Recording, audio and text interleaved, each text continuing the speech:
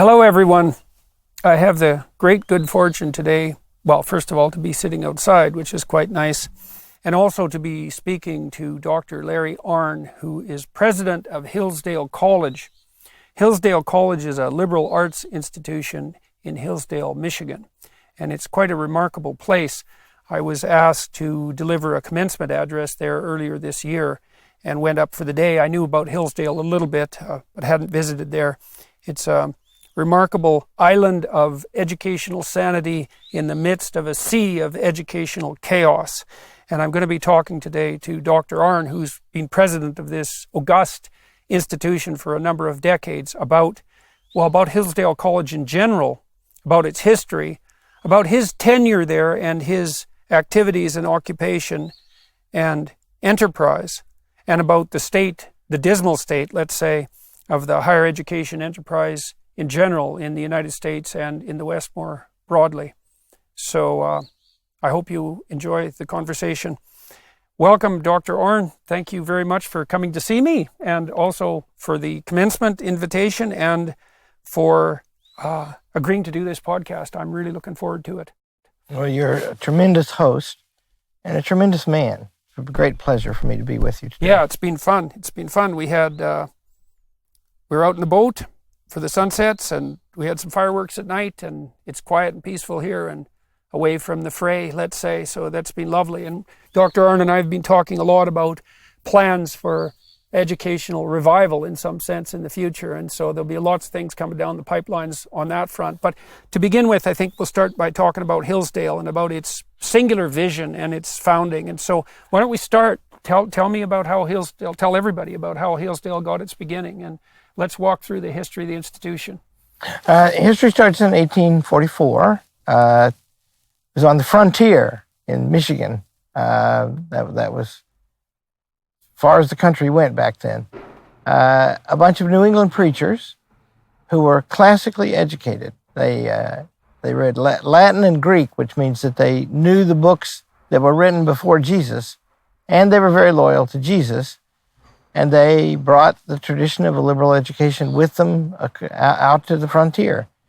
And they founded a college. And they met in the town hall. One particular one of them, a man named Ransom Dunn, rode a horse into town. And there were two hotels, thriving metropolis. And he said, I would like to talk to the leading citizens who care about education. And a bunch of them gathered, and they used City Hall. It wasn't a government thing. The college had never had any money from the government. But City Hall back then was conceived a place where the city could use it, the citizens could use it. And they made a deal, and they started the college. The city pledged $10,000 if the college would raise $10,000. And that came from this Ransom Dunn and some other people. They were preachers, and they went riding around the countryside all over Wisconsin and Illinois and Indiana and Michigan, and they'd give sermons, and they'd ask for money. And the money came $2 and $5 at a time.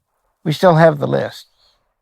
And what did they want to do? Well, they were very clear about that. The college has a very beautiful founding document. It's the discovery of that made me think I could find a calling in managing the college. And it commits the college to four things. They are learning, freedom, faith, and character. And those are all drawn out of the great tradition of the liberal arts that goes back to medieval times, indeed back to Plato's Academy before that. And so you need to be free in order to. What does the liberal arts mean? It means the study of the ultimate things, the things that are good to know just because they're good to know. And then you need to be able to, you need to have your freedom to do that. The college has always been interested in the Constitution, and you need to have a strong character. You need to not be overcome by vice, but pursue virtue. And what else did I leave? And you need to, and God is a big figure. So those are the points. And then, this is in 1844, and 16 years later, the world fell apart. The Civil War began in 1861. And it's curious about that because we didn't have any military training at the college, but effectively all of the young men joined the Union Army. And there were more than 40 of them at the Battle of Gettysburg in the Peach Orchard on the second day, helped to turn the tide. All in all, about 500 of our students went, more than any place except Yale, which is older and larger than we were then. And the faculty had been very involved. So why do you think these preachers that started Hillsdale, Christians, were also interested in the benefits of a liberal arts education? Why didn't they just agitate to start a seminary? That's, great political philosopher writes, religion can't be simply open to philosophy, but the most open is the Christian religion. He talks about this man, his name is Harry Jaffa, a teacher of mine. His teacher, Leo Strauss. He talks about the fact that Moses Maimonides, a Jew, and Al-Farabi, a Muslim, and Thomas Aquinas are rough contemporaries. And Thomas Aquinas could write most openly about God, about the truth is known by reason. In the great Summa Theologica, the first query is whether anything apart from reason is necessary to know God. And he says, that book, a wonderful book, is written in the form of the disputed question. So here's the question, then 2 or 3 opinions about it, and 2 or 3 answers, and then his own opinion. And his own opinion is, yes, there are some things apart from reason you need, but you can know a heck of a lot by reason. Right, so there's this alignment and reason in that sense. That's the alignment in some sense between the Greek tradition, the Platonic tradition, and the philosophical tradition, and the emergent Christian tradition. There is an overlap there that's really quite remarkable that comes together with the joint conceptualization of the Logos. So, because that conception of reason that you're describing, that's the Greek notion of the Logos. And that was adjoined, oddly, to the Christian notion of the Logos, which I think is a kind of historical mystery. But the fact that those things actually overlaid and overlapped is a remarkable synchronicity, we could say. And so the Greeks believed that you could move towards the good and the sum of all goods as a consequence of Logos, as a consequence of reason. And then the Christians insisted that Logos had been embodied in a particular figure and that there were divine attributes associated with that. And so maybe that's part of what's underneath the allowance on the Christian side for the Greek philosophical tradition underneath the rubric, in some sense, of a modified Judaism. Right? It's not something you'd necessarily expect, but it's definitely something that happened. And I think there's an important thing to lay out in that regard too, because a lot of modern people are taught that there's a real antithesis between the religious, say the Catholic in particular, and education in general and science in particular. But as I've looked into that more deeply, I've become convinced that exactly the opposite is the case, and that the university tradition, certainly, which grew out of the monastic tradition just as clearly as can be, but also the scientific tradition, are deeply embedded inside the religious substrate rather than operating in a manner that's antithetical. And I think the fact that the preachers knew that even in they knew that in the mid-1800s, and that drove them to decide that a liberal arts education, studying people like Plato and Aristotle, for example, was actually commensurate with a broader, let's say, ethical and Christian goal. It's not obvious why that would be the case, to pull in these pagans.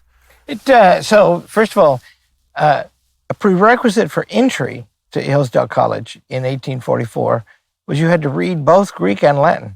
And so they started prep school for people who couldn't do that, and you learn those, and then you could come. But the way they looked at the world, and I think it's a wonderful way to look at the world myself, is that this account of logos, which you bring up, that's the Greek word both for reason and for speech.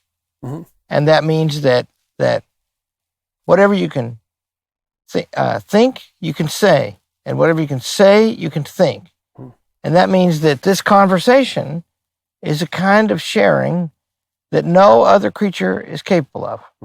And it's a transformative process as well, a redemptive and transformative process. And that's right. And connected.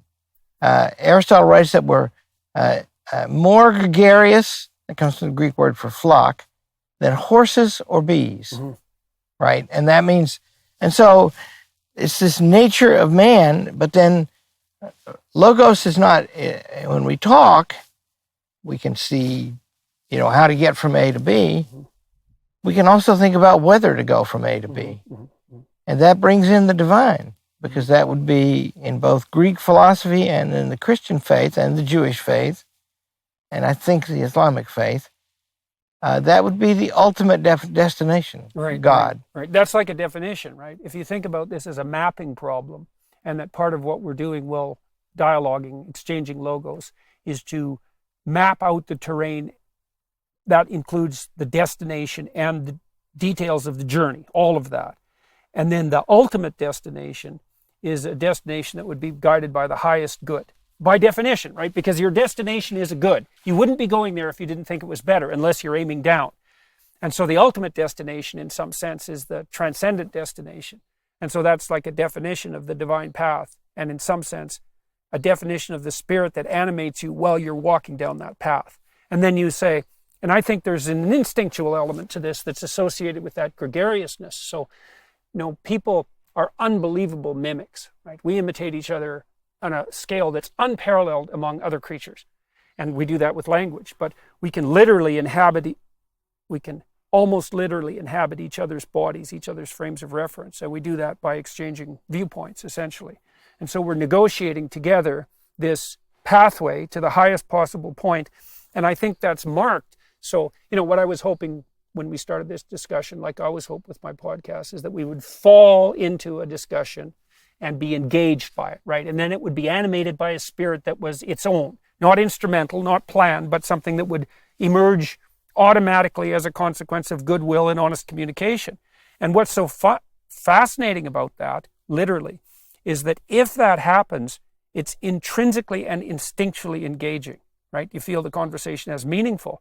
And that's a marker, as far as I can tell, for the manifestation of that logos, that instinct for meaning. It's not something rational. It's the thing upon which rational discourse fundamentally depends, and maybe the goal of rational discourse. And then you could also think, this is a wonderful way of thinking about it too, is that if you're listening to a symphony, in some sense, you're apprehending its completion, right? So there's a voyage to the end. But getting to the end of the symphony is not the purpose of listening to the music, even though that end is there. So you have the end in mind, but if the end is appropriate, then the journey becomes intrinsically meaningful in and of itself. And so you get the destination tied to the journey in that intrinsic sense. And I do believe that people experience that as deep engagement in meaning. And that's the purpose of dialogue. And there's that Christian idea that goes along with that too. And it's an idea certainly that therapists have picked up on, is that dialogue, honest dialogue, is genuinely spiritually redemptive. We'll get back to more with Larry Arnn in just a moment. First, we'd like to thank our sponsor, Shopify. Designed for anyone to sell anywhere, Shopify gives entrepreneurs the resources once reserved for big business. An all-in-one e-commerce platform, Shopify helps business owners achieve independence by making it easier to start, run, and grow your online storefront. Shopify reduces the barriers to business ownership by making good e-commerce more accessible and intuitive. Shopify helps you to find customers and drive sales wherever you are online, market your business with built-in tools for creation, execution, and analysis, manage orders, shipping, and payments, and gain the insights you need to scale your business. Dedicated to empowering independent business owners everywhere, millions of successful brands trust Shopify to sell, ship, and process payments anywhere. Get started by building and customizing your online store. No coding or design experience required. Go to shopify.com/JBP for a free 14-day trial and get full access to Shopify's entire suite of features. Start selling on Shopify today. Go to shopify.com/JBP right now. That's shopify.com/JBP. And that seems to be so I think all that you just said is breathtakingly good. And it shows you understand what teaching is. Today, we think of teaching as doing something to somebody. Mm-hmm. right? It's not. It's doing something with somebody. Plato writes a letter. He wrote 13 letters, but one of them apparently is his, the seventh. And he says, how would you capture the teaching of Socrates? It's just in these conversations. Right. And so he invented the dialogue for that purpose. And then his student, Aristotle, invented the dialectical treatise, where they introduce a thing and you talk about it a while and you have to go back over and something else comes up. So it's like a conversation. Yep, and the point is, we learn together. Talking and thinking are the same thing. Yeah, that's why free speech is. So you think, well, why think? Well, so that you think before you act. Why think before you act? So you don't fall into a pit. How do you think? You think dialogically, even if you're thinking only internally. What that means is you've trained yourself to be more than one person at the same time. Very difficult thing to manage. Most of the time, we think through dialogue. And it's so interesting to me, too, that these long-form podcasts have become a cultural phenomenon, right? Because in some sense, people like Rogan in particular pioneered this, these long-form dialogues. In some real sense, that is a return to that Platonic tradition of dialectical learning. And part of the reason that people like these podcasts as well isn't necessarily because of the content, although that's relevant, but this is also relevant to the teaching enterprise. It's because they love to see the process of dialogue modeled. And so a lot of the comments on the YouTube channels, like I had a conversation with my father and I put it up on my channel. I interviewed him about his life, and I wanted to do that personally. I had my reasons, but it turned out to be a very popular podcast, much more than I had expected it to be. And I don't think it was because the content per se was like universally fascinating. You know, it was the details of my father's life in a particular time and place in northern Saskatchewan when he was growing up, really on the frontier. But people really like to see the genuine intergenerational dialogue modeled. And we have no idea how important an element of education that is, right? Is that because as a professor, partly what you're doing is inculcating knowledge, which is doing something to someone, let's say. But a huge part of it is modeling the process by which knowledge itself is generated and expanded. So one can understand Aristotle by reading the first lines. The first line of the Metaphysics is, the human being stretches himself out to know. We want to know. And so your father, anybody talking with his father, is a demonstration how one generation affects the next. But your father, you're a remarkable man. And people wonder, where does that guy come from? And so to find out that information, and then to find out that it's normal, you know, your father was not a professor at Cambridge, right? Your father was a normal man, and a heck of a man. That's a normal man is a fine thing to be. Just think of the conclusion you can draw about the form of government of aristocracy, right? It is one of the most worthy forms of government, but it's also fatally flawed because sons are not necessarily like their fathers and daughters like their mothers and fathers. So that, you see, in other words, there's an account of how nature works in hearing you talk to your father. And it's hearing a lecture about it is different, right? Because they're seeing the Lord. If you're talking to your dad, they're seeing the raw material. And we've been talking a lot the last couple of days, and your dad comes up a lot. There's a couple of things I realized about him. I thought about this for a long time. So my father has a very large collection of single-shot rifles, 300 of them or something, like a lot. And he's been, I would say, compelled and obsessed by collecting them, learning about them, and becoming an expert marksman, because he was, and he is an expert marksman. He was competing at provincial levels. So very good marksman. And when he hunted with single-shot rifles, because the goal was to hit the target with one shot. And it really, I wasn't interested in rifles the same way he was. And he had a craftsman interest in them too, because he made gun stocks and he was a good carpenter and handyman. Very artistically gifted and very precise in his workings. His, grandfather who raised him was a blacksmith who could make virtually anything out of nothing. And so, but his preoccupation with guns really was a mystery to me, because I didn't share the same thing temperamentally. You know, I was probably too tender-hearted to be a hunter.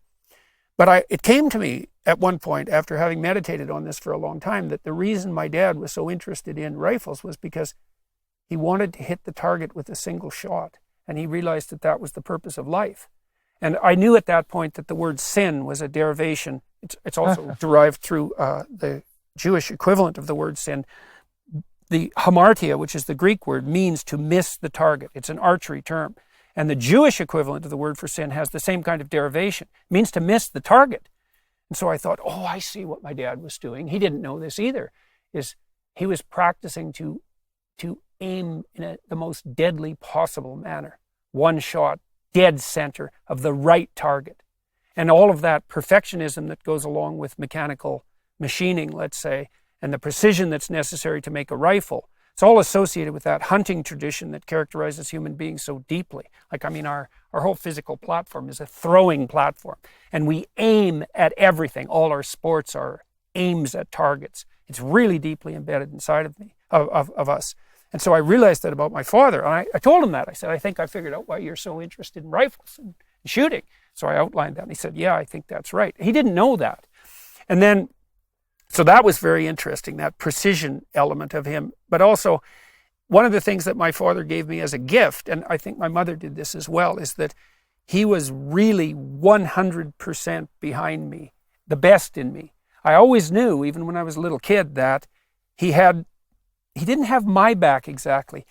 He was a firm supporter of the best being made manifest in me.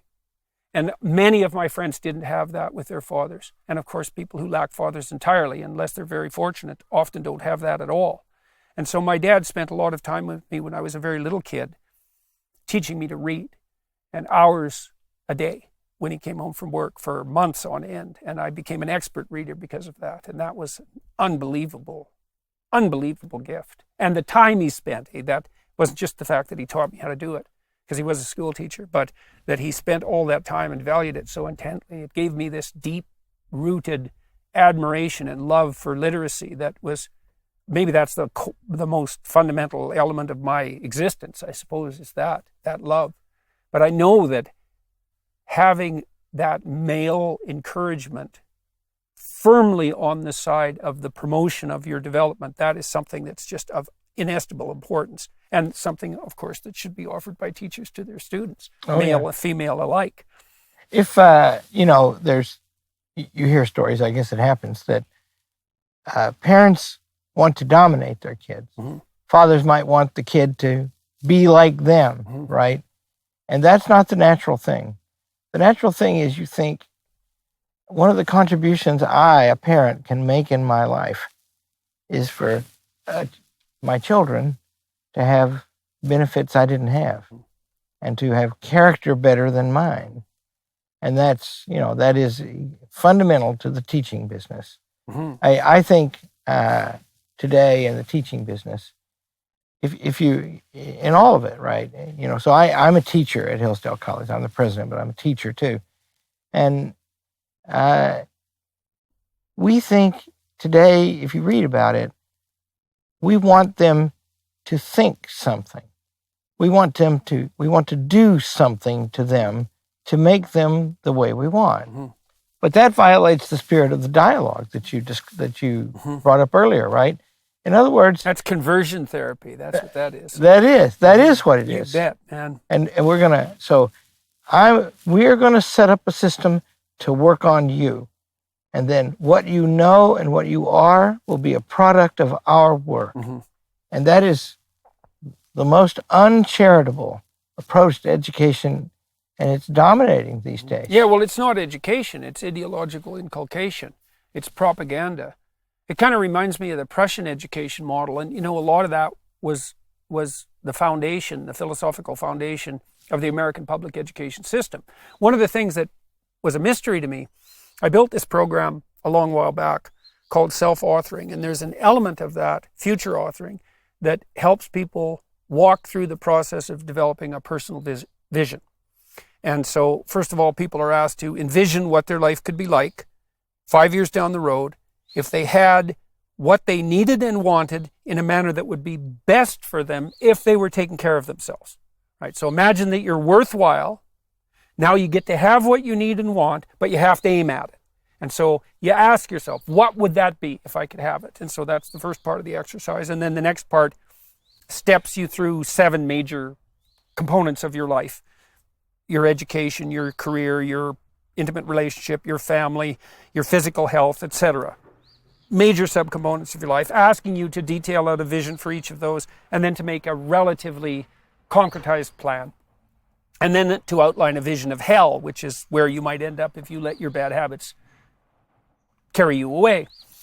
So I used this in my classes, and we did a bunch of research with it as well, showing that it decreased the probability that students would drop out of college by about 50%, which is stunning for a 90-minute. It's stunning. And what's even more stunning is no universities have picked it up. But in any case, one of the things that really struck me as a mystery after that, I started using it in my classes, was, okay, why the hell do we have an education system where kids are taught for 12 years minimum if they graduate from high school, and never once do we sit them down and say, all right, you could be who you wanted to be in the best of all possible ways, but you have to know what that would be, and then you have to aim at it, even no matter how imperfectly, right? You have to start to flesh out that vision. Why don't we do that? I thought, well, that's such an oversight. How can we have structured an entire education system where we spend 12 years doing everything except the one thing that we should clearly do, which is to help students elucidate a vision for the development of their character, which is what Hillsdale concentrates on. And then I did some background historical investigation and found out that the American public school system, and then public school systems in general, Japan, throughout Europe, were based on the Prussian military model. And so the American idea was that when the rural types were flooding into the cities in the midst of the high end of the Industrial Revolution, that there was going to be a demand for disciplined workers. And so the Prussian governmental authorities wanted to produce serf-like soldiers who were nothing but obedient. And so the Prussian education model, first state education system, was adopted in the US and then broadly in the West. And the underlying ethos was, we'll produce obedient soldiers, and then that workers. Obedient. Same thing, inculcation of an ideological mode of life, right? And so that's what we have for an education system. And then I would say that ethos, to a large degree, spread up into the higher education systems too. And so now we have a situation where, well, you know, the proper thing to do with students is to train them to be activists, social justice warriors, and people who are saving the planet in a particular ideologically riddled manner, without this dialogical exploration that's actually the basis of true education, which is, by the way, why we're talking about Hillsdale today. So yeah, see, I realize now why they won't use the self-authoring program, which we will at Hillsdale College. The point is, if they arrive and you think the purpose is to do something to them, then you're not as interested in what they want to do. And yet, you know, I think it's, you know, the only rule that works in a college, in my opinion, is be good. You know, there are a few details too, but, you know, is that a good thing to do? Don't do it if it's not, you know. And so you want to teach them to be good human beings, excellent human beings, but most of the work is in them. I told you a story. When I came to Hillsdale College, about 25% of the freshmen left at the end of the freshman year. And that means that at least 1 in 4 are dissatisfied. And that changes everything. Now, 25% is a very good number. You know, yeah, because it's more like 50 or 60%. That's right. But especially among young men. But it's you know, my favorite activity is eating in the dining hall with the students, which I've been doing now for 22 years. And it's delightful. And, you know, they soon forget who you are and you just have a talk. And I discovered doing that a lot of them were angry with the college. And why were they? It took a long time for me to figure this out, but the summary of the arguments was I finally found a phrase that explained it to me. Nobody told me. Nobody told me about this. Nobody told me about that. About what sort of things? And when was this? This is in the year 2000 to 2002. The breakthrough came in 2002. Mm-hmm. And you know, like we're a very old-fashioned college. We have, the sexes are separated in the dormitories. Mm-hmm. And there's no drinking in the dormitories and all that. And so, you know, and that's in the curriculum. It's an anti-Animal House institution. It is, very much, you know, and the curriculum is one half of the curriculum is the same for every student. You know, because we argue, there are great things to know, and you have to be introduced to them, mm-hmm. all of them. Mm-hmm. And you figure out your major, sure, but you won't be able to practice your major if you go into a particular line of work unless you know something about the world as it's. So anyway, so that's all very strict, and it was stricter now, but it was strict when I came there somewhat. Well, I finally got to the bottom of it. They have to agree. Mm-hmm. Mm-hmm. You can't be doing things to people unless they agree that you may do them. Right. Policy that involves compulsion is by definition bad policy. It is, isn't it, though? And you have to spend all the time enforcing it, and you produce resistances. And so your students were telling you, 25% of them, that they didn't feel that they had entered into this agreement on a sufficiently informed and voluntary basis. That's right. And I was missing that. I thought they had a disagreement with me about whether they ought to be having sex before they get married. Mm-hmm. And they may have that disagreement, but that wasn't the operative one. Mm-hmm. The operative one was, nobody told me. Mm-hmm. And so when I saw that, it was a revelation in a dinner with a bunch of frat boys who I saw what the rub was. And the next morning we wrote the honor code. Mm-hmm. And now we don't lose 1% of our students mm-hmm. from. Yeah, so we need to say that again. So your dropout rate is what? After the freshman year, 1%. 1% compared to 60%. Well, compared to 40%. Mm-hmm. No, yeah, compared to, what was it? 40%. Right. And what's the average for institutions? It's more than no, that. I messed up my numbers. That's okay. Ours was 20%. Yeah. And the run in colleges generally is around 40%, 40 to 45. Mm-hmm. And so, you know, 20% is huge, by the way. It means every time you sit down at a table, there's a couple of people who are unhappy. Right. And you don't want that. You want, because college means partnership. Mm-hmm. It's so strange, that you have this strict and traditionalist college, but aligned with that is an ethos of self-determination and self-development.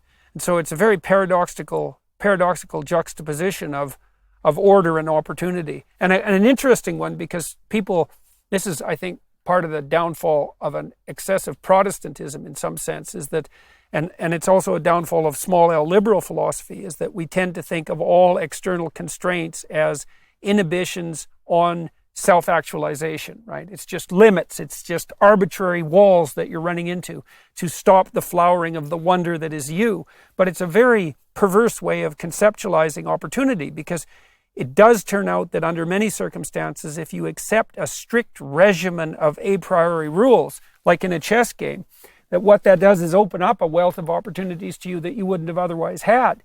So there's this weird relationship between strict rules and freedom.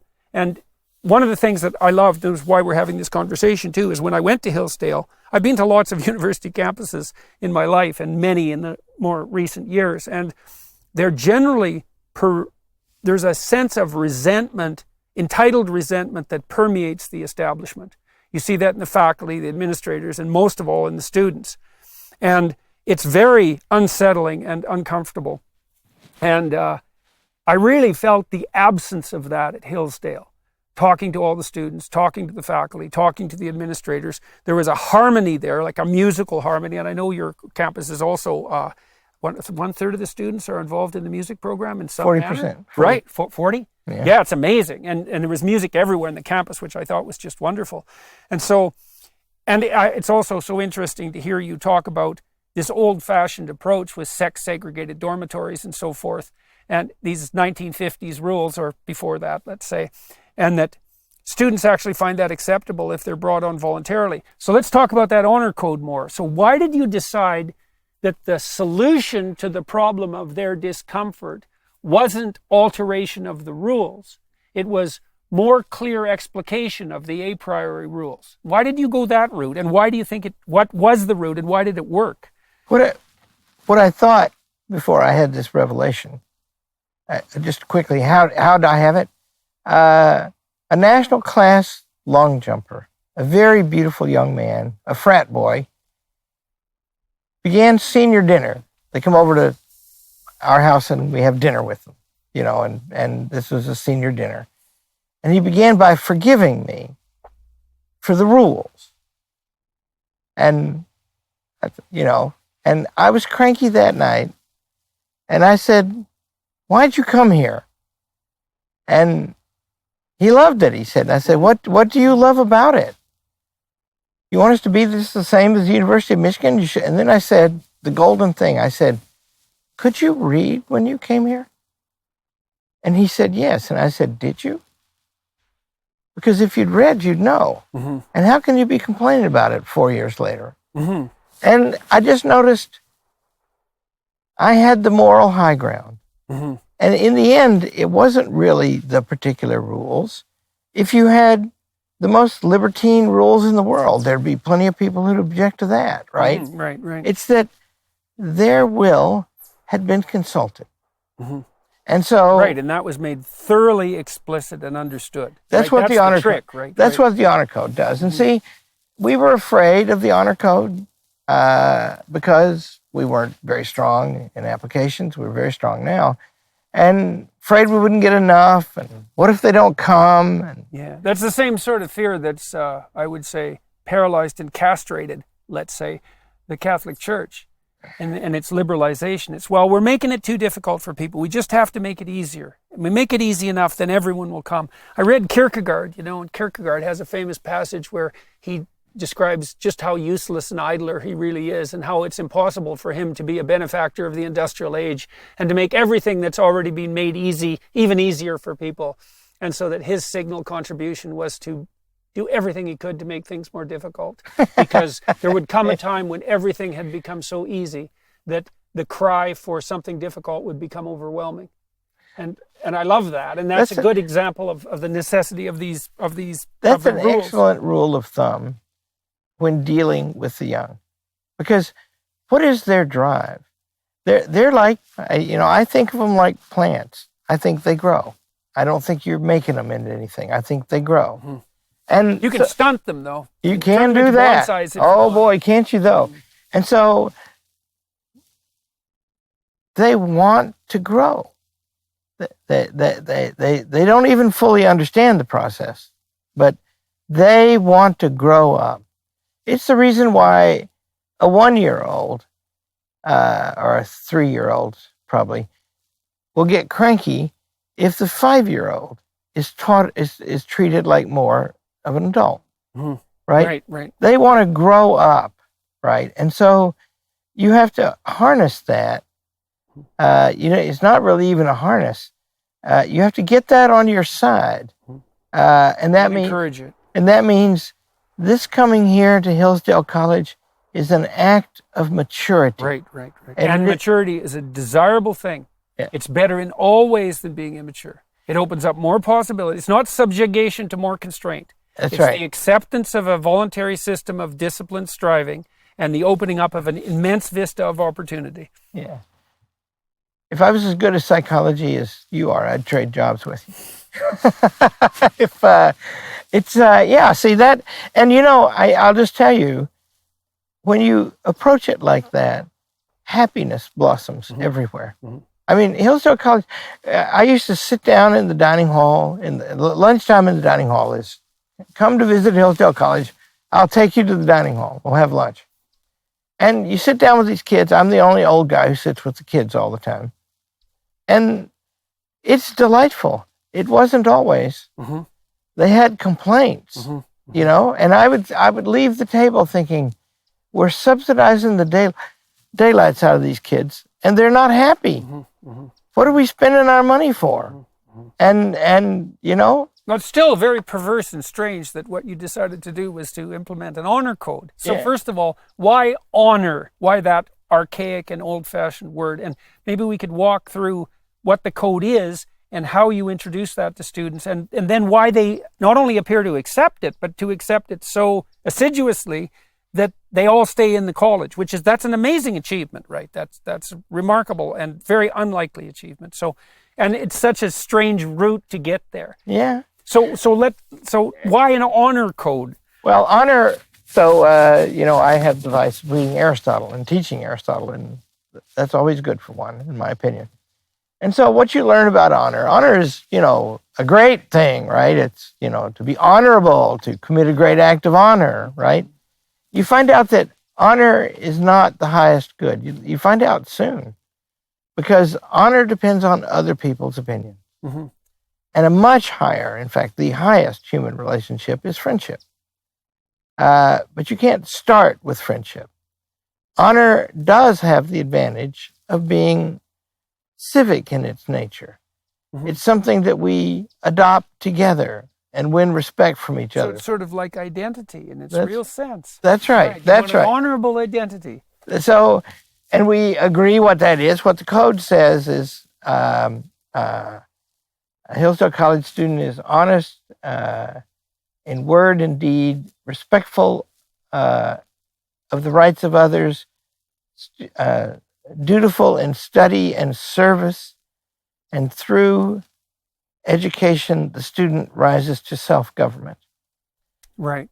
Rises to self-government. Right. And so it's an apprenticeship with mastery as the goal. that's it. Mhm. And then, and you know, and see, commencement is the culminating ceremony. You gave one of the best commencement speeches I've ever heard, and I've heard a passel of them. And that is the annual signification that the college has done its work. And when I say the college, the word means partnership. Mm-hmm. It means everybody in the room. And, you know, there were close to 6,000 people at commencement when you spoke. And who were those people? They were the people who had made it happen. They were the students and the faculty. They were the parents. They were the friends of the college. Mm-hmm. And they're all there in an official capacity. We have come together to do this thing. And it's to produce these remarkable young people. That's right. No, not to produce, to see, there's that bloody word again. Yeah. That factory word. To encourage the development of these remarkable young people. To have had the privilege of encouraging the development of these young people. That's it. Right. Yeah. You know, if you just think, so I know a lot about Winston Churchill, because if you know about him, I argue you will come to love him. And I did. And people always say to me, what explains Winston Churchill? Well, the only possible answer to that is God and Winston Churchill. Winston Churchill was relatively well born. You know, Winston Churchill was very smart, had a tremendous memory. But, you know, there's millions of people who have those qualities, and every one of them is different from him, and every one of them is different from each other. And that means, you know, you are to some extent the maker of yourself. Mm-hmm.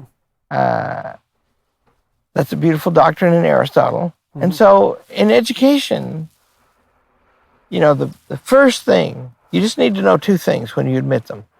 You need to know that they want to, and you need to know that they can. Mm-hmm. Willing and able. Mm-hmm. After that, they're going to do the work, and you're going to help them. They have to agree on what the work is. Because mm-hmm. remember, it's... Yeah, so how do you make the honor code not just a pro forma document that's empty words? Like, what is it? Because there must be specific things you do with the honor code that bring it to life. Yeah, well, we govern by it. In other Okay, words. so it is actually the ethos of the institution. So That's right. There's a congruence there. But you talk to the students when they first come to the college. Yeah. And I understand that that's part of the transmission of the honor code. Yeah, they get it after they're admitted. First of all, if you look at admissions materials from Hillsdale College, the honor code is featured in them. And that means that we're giving you the information from the first step that this place is like this. And if you want it, you'll have a hard time finding an alternative. Mm-hmm. And if you don't want it, the world is your oyster, because they're different, or most of them are different. So you start with that, but then along about the 1st of June, after the class is formed and the deposits are in, I send them a letter. It's a 1.5-page letter, and it says, here's the honor code. It's a serious commitment. You should read it carefully. Mm-hmm. If you think that you might not be willing to sign it, you should tell us now. Mm-hmm. We'll help you find some place to go to college. It tells them that on the Monday after you arrive on Sunday for freshman convocation, we will have a talk, me and the senior class, about this document, and then you will sign it all together. Mm-hmm. Or go home. And I have signed it. See, and so we've all made oaths to be committed to Hillsdale College. Now, one of the things that happens when you do it like that is that enforcement becomes much less important. Right. Well, that's also the sign of good policy, right? Yeah. I mean, Piaget, the developmental psychologist, he was very interested in laying out the rational grounds for the emergence of a moral system.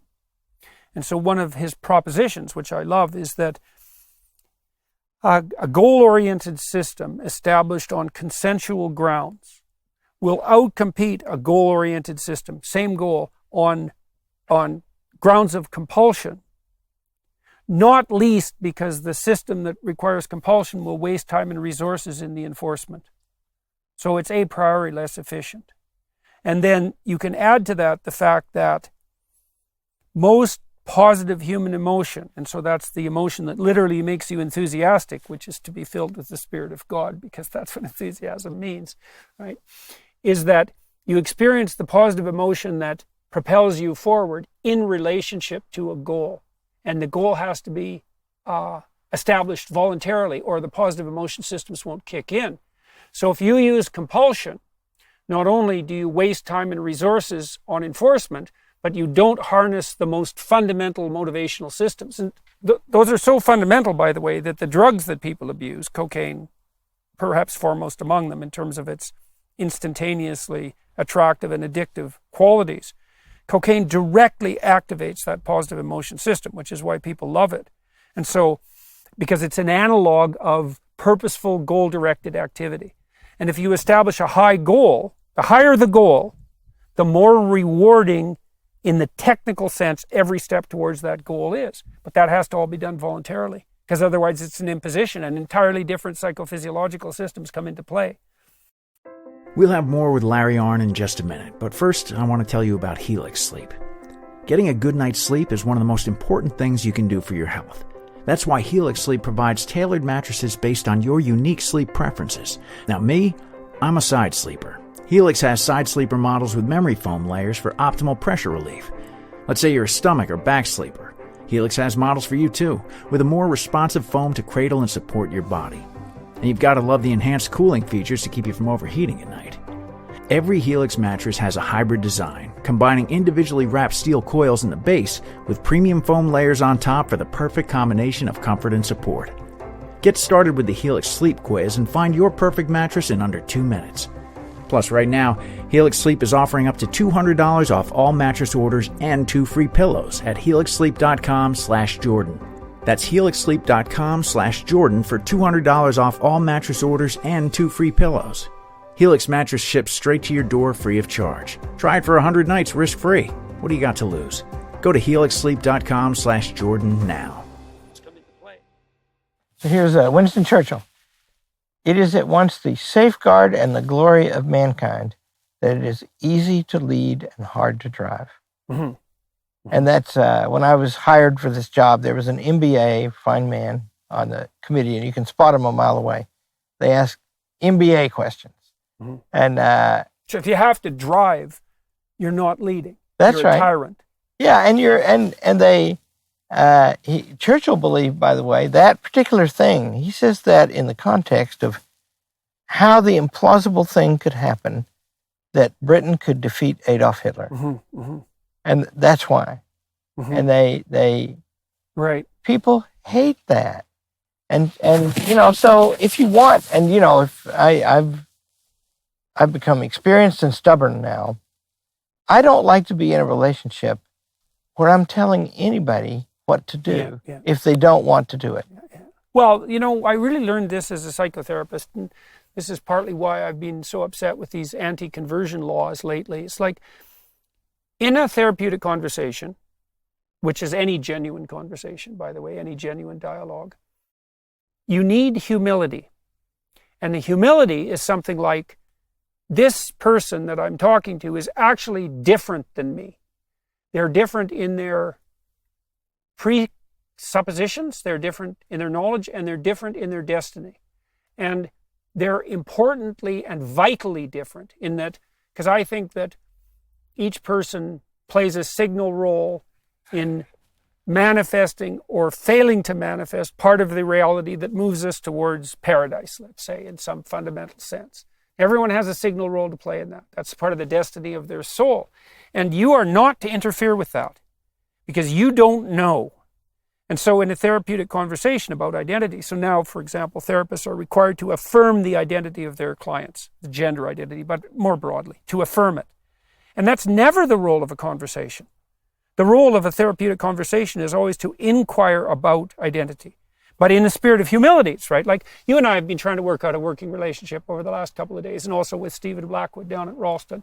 And one of the guiding principles of our attempts to do that isn't that I want something from you or that you want something from me. And I think it's partly because both of us know that we don't necessarily know what we want or should want from each other, but that if goodwill prevails, and if we're both aiming up in the highest sense, that we could mutually discover the pathway forward that would be not only mutually beneficial for us in a sense that's way transcends the merely instrumental, but potentially beneficial for the movement towards that higher good. And that is, I think, in some real sense, the foundation of the most genuine friendships, right? Because in a genuine friendship, you want the best for the other person as well as yourself, but in Aristotle, friendship is the highest human association. Mm-hmm. And there are three kinds. In one kind, it's transactional. Commercial friendships are often like that. Mm-hmm. That's why somebody who sells you wood might send you Christmas candy. Right. And then another kind is pleasure. Aristotle, that's higher. Aristotle says the young are particularly given to that. Mm-hmm. Their bodies are really great and getting better all the time.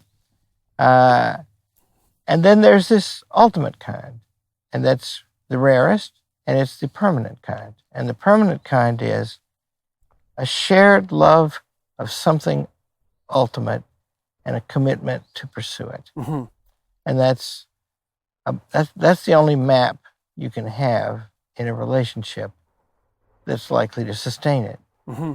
And see, I've discovered... And you get the additional benefit there of not only the hypothetical movement towards that goal, but the deep engagement and pleasure that accompanies each step along the way to that goal. And that's a good marker for the quality of the relationship, right? It's that it's interesting in and of itself. That's it, for its own sake. Mm-hmm. So in book 10 of the Ethics, he describes this beautiful activity. And that is, and you have to get the moral virtues first. You have to be courageous, and you have to be moderate, and you have to be just, and you have to be And you have to be wise, prudent, practically wise. You have to be able to manage your life. You have to be able to control your passions. You have to, and it goes beyond controlling them too. It means an active love for the right thing. Right. Yeah, well, I'm just going to interrupt very briefly. That's a distinction between a Freudian view of emotion regulation and a Piagetian view. Because the Freudians, this is one of Freud's signal errors. It makes him a Protestant of sorts, I would say, and a liberal of sorts, is that the regulation of aggression and sexuality is held to be a consequence in some sense of compulsion. That's the superego. So that's like the internal tyrant saying no to aggression and no to sexuality. But the Piagetian view, which is much more subtle and appropriate, is that those impulses are not inhibited. They are integrated into a higher mode of being. And so Jung carried on this idea with his idea of the integration of the shadow. And so for Freud, in some sense, aggression was inhibited by the superego, right? You need to be aggressive. You want to be aggressive. But the society imposes a limit on you that's essentially a form of compulsion. But for Jung, for example, with the idea of the integration of both the shadow and the anima or the animus, which would be the contrasexual tendency, it's a matter of bringing the devil in some sense to play. It's like, well, you need that aggression. You absolutely 100% need it. One of the things that struck me about you when we first met, which I really liked, was that you were someone who was capable of saying no. And I know what no means because I thought about it a lot, partly because I was interested in childhood development. No means, if you keep doing that around me, something you do not like will absolutely 100% certainly happen to you. And you have to be willing to enforce that, or you can't say no. If you can say no, you almost never have to enforce it. But you can't say no also without the integration of that shadow. And so it isn't that aggression is inhibited, it's that it's integrated into a higher order game. This is really relevant for aggressive young men because they're competitive. You say, well, we have to socialize them to be more like little girls, which is like the idiot plan of a multitude of psychologists and social workers. It's like, no, you don't. You have to integrate that competitive impulse towards a much higher end. And then that capacity for aggression starts to become unstoppability and implacability and the ability to be stalwart and noble and to abide by a code of honor, let's say. So a much more optimistic way of viewing. Yeah. Well, and see, that energy, I'm heavily under the influence of the Greeks and the Christians and the Americans, because the founders of America were really great too. If the point is, your motive, action, everything that has a soul, you said you said some form of the word animation or animal about Freud. That just means it moves itself. Anything that's an animal moves itself, and that's the Latin word for soul. Anima. Yeah, and so we move ourselves, and the point is, by nature, we can. And that means we want to. And so the question is, toward what do we move? Right. That is the question. And, reckless little boys, I was one myself. Lord knows what they'll do, right? But harness that to some high cause. And first of all, you make their life meaningful. Like, we don't want our students tearing up our campus over political causes. We're a very conservative college. We have fame for that. We publish a newsletter to 6.5 million people. But we don't talk about the stuff, public policy, very much on the campus. And we discourage it. Because why? Because they're young and ignorant, and they get a chance to learn a lot, and then they can figure out what to do with the world. Right. And it happens often because, kids who come to Hillsdale College, any good college, are ambitious. And so they want to, this and this and this. Yeah, they're looking to take their place in a meaningful way at the table in an important sense. And they're eager to get on with that. So it's no use saying, you got to wait. You just show them the place at the table that's available to them now. And that place, by the way, is difficult. Very, very challenging, You want to learn, a bunch of boys and girls, mostly boys though, I don't think that a constitutional convention is a good idea. And, a lot of people in my line of work and my political persuasion do. And so a bunch of kids get debating me one time, because they know that I'm against it, and some other famous people, I'm not famous, but they are for it, and they want to get up a debate. Mhm. They want me to debate these Mhm. people and them. And I said, okay, I'll do that. I said, the stipulation is that you not spend very much time on this. Mhm. And they said, why not? It'll be fun. I said, yeah, maybe.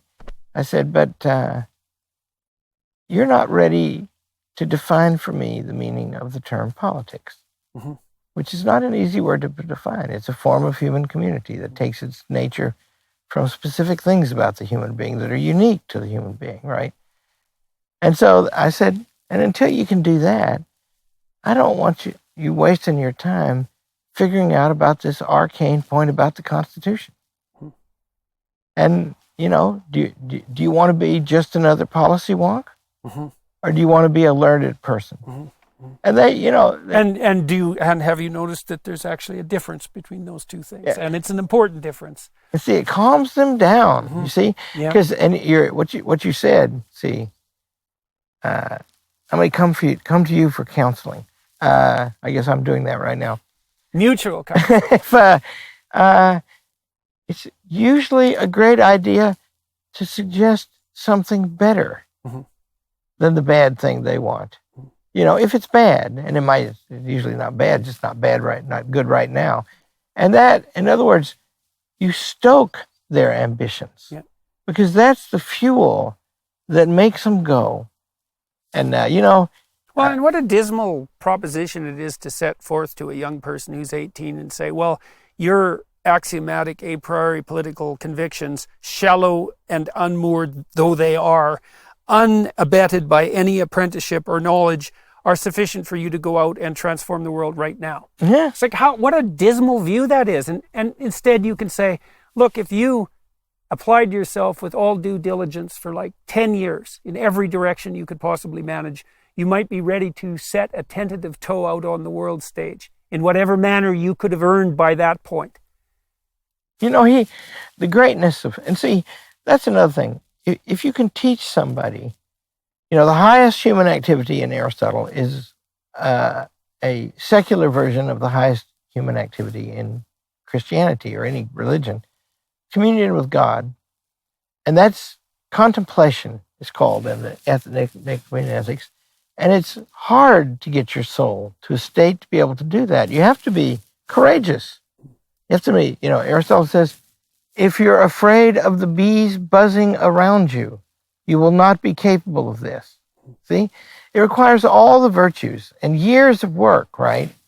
And if you get it, and it's an immediate beholding, he says, and you don't think about anything else at the time. And then he says, nothing can help you with this except a friend. Mm-hmm. That's the highest kind of friendship. Mm-hmm. You do that with people. Right. You see something beautiful. Well, that's what you have when you have a friend, is the person, there's something that they see in you, if they're your friend, that they love and want to nurture and cherish. That's it. And they aim at precisely that. And maybe they're even better at doing that for you than you are for you, and that they are for them. So a friend in that sense is in some sense the best ally. I had a friend, university, Morgan Abbott is his name, tough guy, from a rough background, poor background. He lived he was poor in a serious way. Northern Alberta, rural poor. That's frontier level poor, man. His dad was a longshoreman. He's a tough kid, this Morgan Abbott, and he's worked with the worst delinquents in Canada for like 20 years and then worked with brain damaged people, and he's a tough guy. And he was a good friend of mine when I went to college. He was older than me. He came back working in the lead smelters in British Columbia and then came back to college to get himself educated. And he's the person who really talked me out of my initial socialism. Not politically. He just said something like, there's a hell of a lot more to the world that is encapsulated in the socialist philosophy. And he said, most people join the socialist political parties to get out of the working class by adopting a leadership position, which I liked a lot and was commensurate with my experience. And he was a very what would you say? He was a inspiring figure for me, probably more for me even than for himself, I would say, in some sense. And last year, 2 years ago, when I was unbelievably ill, him and I have kept in contact over the years, less intensely than we had, but in contact. And he walked 5 to 12 miles with me for almost a year every single day.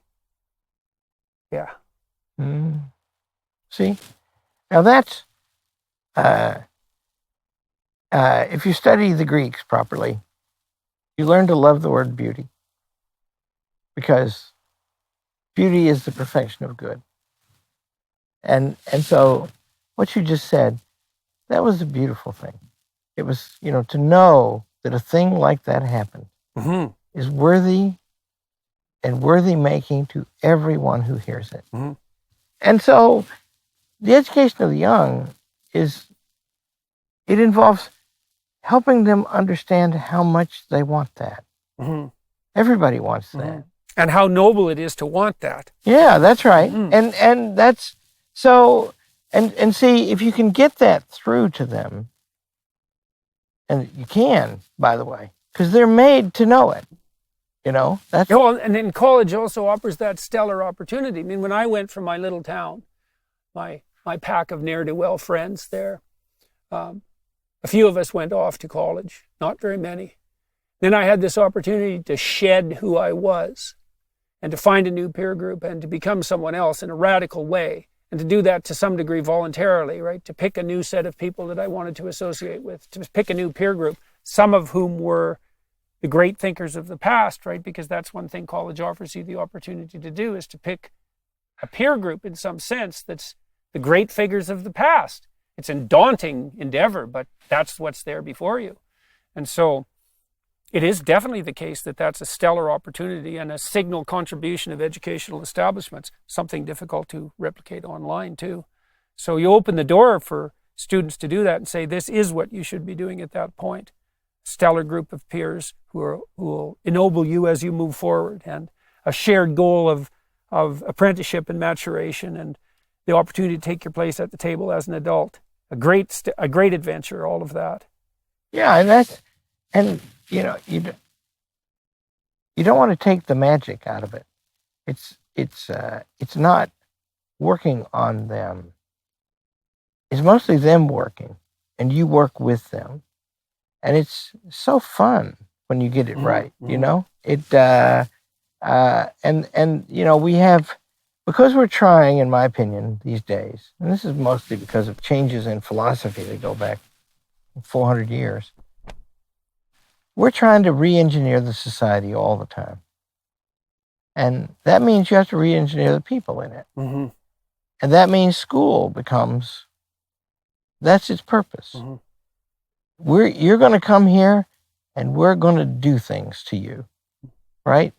Why is that an attractive proposition? It's attractive if you want to be a slave. That's it. And so the truth is, like the best teachers, I know a kindergarten teacher who does this, and I know many at the college where I work who do this. In the first 10 minutes of class, there's tingling anticipation. And there are two kinds of best teachers at Hillsdale. One kind just says, this is going to be great. The other kind says, this is going to be great, and this is going to be hard. I'm afraid I'm in the second camp, and I'm not claiming I'm the best, but I'm pretty good. And mostly because I know that. I know this is a beautiful thing, and we are going to learn it. And it's and we'll be different after we know it for all time. There's a great antidote to cynicism in that too, because part of the culture war that's going on right now is the consequence of an insistence that the fundamental motivation of people who are in positions of authority like you is one of power and domination. So imagine that there's almost nothing positive in abject and dependent subordination. That's a pretty bad outcome. And so then you might say that the ability to use compulsion and to attain domination is a higher moral good than abject subjugation and dependence. Now, I'm not saying it is, but I think you could make that case. And then you could also make the case, and the postmodern Marxist types do this, that that's really the fundamental motivation of mankind in every relationship, marital relationships, historical relationships, business relationships. It's like the willingness and ability to use compulsion to manifest power. And I think, well, that's probably better than dependency, but compared to the pleasure of, let's say, genuine friendship or mentorship, it's not even in the same conceptual universe. And so one of the things that the cynics about business organizations, for example, don't understand by emphasizing the role of power is how much pleasure there is. And this is a paternal pleasure, I think, a patriarchal pleasure in the most fundamental sense, in having the opportunity to find someone who's rife with potential and to offer them a multitude of beneficial pathways forward, to be able to participate in that. My graduate supervisor, Robert Peel, great guy, still alive. I'm going to talk to him on the podcast soon. He was a great mentor. He had his wheelhouse of authority and knowledge, encyclopedic knowledge of the relevant psychological literature, great administrator and great manager of people. And he took immense pleasure in forming a stable of graduate students and undergraduates and facilitating their development forward. And that was the primary motivating purpose of his life. And he was interested in being an author on the papers and getting credit for his role, all of that. But fundamentally, he was a man who got obstacles the hell out of the way and enabled movement forward for those who wanted to move forward. And then there was immense intrinsic pleasure in that. I mean, that was really the hallmark of his life. I went to his Festschrift when he retired with my former colleagues. And it was a lovely affair. There was 100 people there about, and every single one of them got up and said, here's the signal manner in which this man transformed my life. That beats the hell out of power. Isn't it though? And it's not only not power, it is the literal antithesis of power. And not this corrupt collapsing into an ineffectual dependency that you might attain by abdicating all your pretensions to power. I have, I'll bet when you have that Festschrift dinner for yourself, you'll have 1,000 there. I have some protesters. Yeah, you'll have, and we both get that, right? I have about 30 students who become powerful people, boys and girls, big in the government, and they are still my students. And when I see them, I don't talk about their power. I talk about their character, and these are people who can go. And I have equally talented students who are not at all powerful, and I have the same relationship with them. And that because you get, I teach one class a term, and I have about 30 students in it, which is big for Hillsdale standards, but I'm the president and I don't teach much, so I let more in. And then that means that every year, 60 I get to know in detail, except then we have senior dinner and all that, and there's 1,650 on the campus. That means most of them I don't know them very well. But in another way, I know them all. And the ones I get to know well, I remember. And that means, you see, it would be a better life than I am living to be Abraham Lincoln, because he was a beautiful human being. Winston Churchill, same thing. But to be president, just to be president, you and I are leading better lives than that. And you get your mind around. Well, I also think, there's nothing. I've watched university presidents sometimes kowtow to the mob. And I think how dismal that must be from the perspective of making amends with your own conscience. That you've attained this position of power without the requisite moral competence.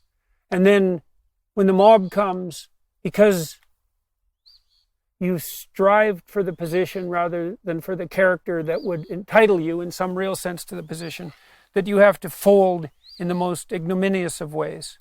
And to me, that just shows the absolute hollowness of the attempt to attain power without attaining first the authority and the competence that would make that power, that would render that power justifiable.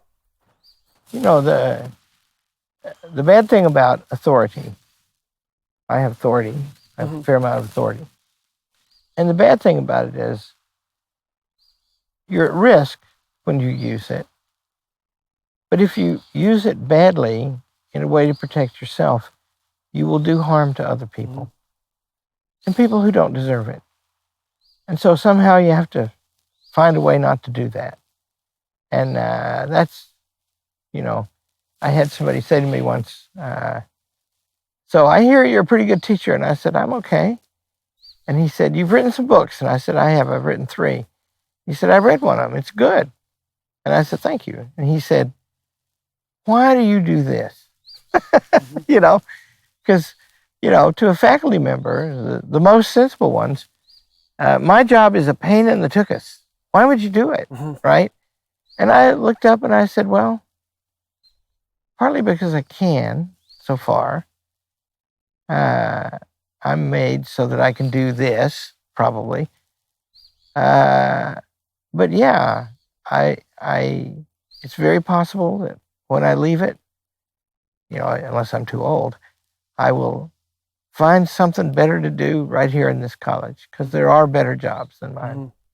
And that's, you know, if you know that, you got to keep yourself from being a tyrant, you know, and it's because most people don't get to be a grand tyrant. They only get to be a petty tyrant. And how contemptible is that? But, you know, there are wonderful classic books about people who are famous for making people do things they don't want to do.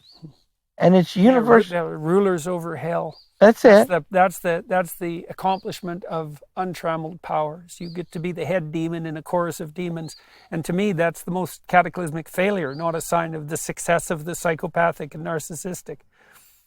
And those people are always presented as miserable in the classic books. In Shakespeare, too. Even if surrounded by babbling sycophants. Yeah, and schemers, and even if your schemes are successful and not found out, you know. So yeah, you don't want a life like that, and yeah, and maybe you don't want to impose that on other people either. No, you don't. You know, that's mustn't. You mustn't, and that means that it's an excellent guide. It's not the only way. Proper authority derives from the will of the person over whom it's exercised. That's the consent of the governed, if I remember correctly. That's right, and that means that then you don't have to fight, right? We're going to have to do one thing or another here, and there are people in favor of both. It means some people are going to be happy, but everybody's given their consent that we're going to decide this thing this way, and that's renewed honorably. That's right. Yeah, wouldn't that be lovely? Yeah, and you know, we've got to get back to that. It's well, I really saw that at Hillsdale, and I'm going to talk to Dr. Arn more behind the Daily Wire Plus paywall. I've decided to do a more personal interview with people for an additional half an hour as part of my contractual obligations to the partnership with this arrangement, with this group. And so I think that's a good way of splitting it up. And so, well, I talked today with Dr. Larry Arn, who's president of Hillsdale College, which I think is a remarkable institution, and I think one whose best days are still in front of it, which is quite interesting, and which is offering a proposition which at the moment has become almost infinite value, which is a disciplined, stringent, strict educational doctrine, voluntarily undertaken, devoted towards the true ends of a true liberal arts education. Man, and there's nothing more valuable than that, you know, accepting perhaps like servitude to God himself. And so thank you very much for talking to me Thank today. you, Jordan. And it's going to be a privilege and a pleasure working with you as we move forward. Mine, very much. Thank you. Hello, everyone. I would encourage you to continue listening to my conversation with my guest on dailywireplus.com.